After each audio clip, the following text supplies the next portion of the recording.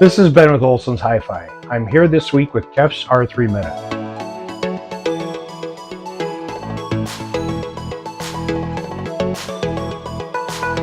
Now this review is going to sound a lot like my other KEF R series Meta product. This line of speakers, or series of speakers, they just kind of all sound alike.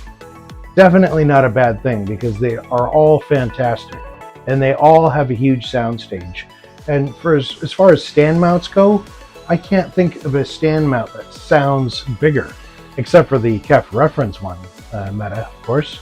But in this wheelhouse, in this price range, there's not another speaker that has this presence and this sound. And I'll give you an example. Of course, you get some big towers, so you get the R11s or you get the Blades or whatever.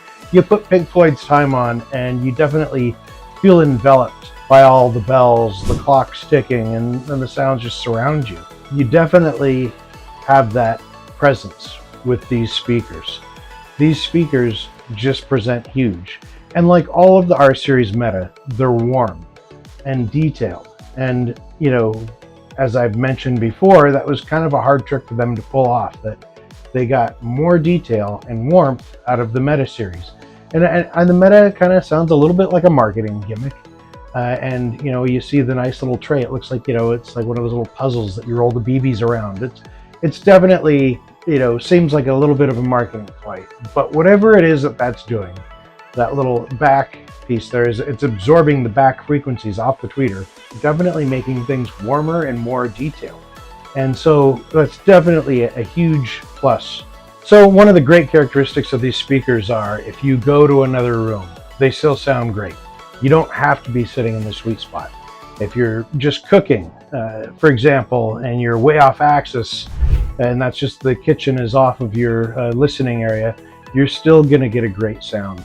Another song that we used as a tester for this was Mute's Panda. I don't know if you're familiar with Mute, but they're a German marching band. It's an 11-person group, entirely analog instruments, doing their version of techno.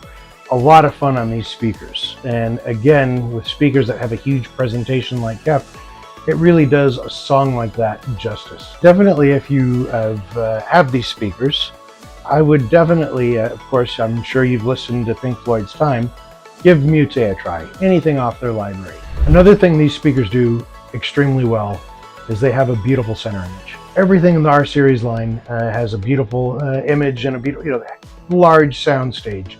That's an old-time KEF characteristic.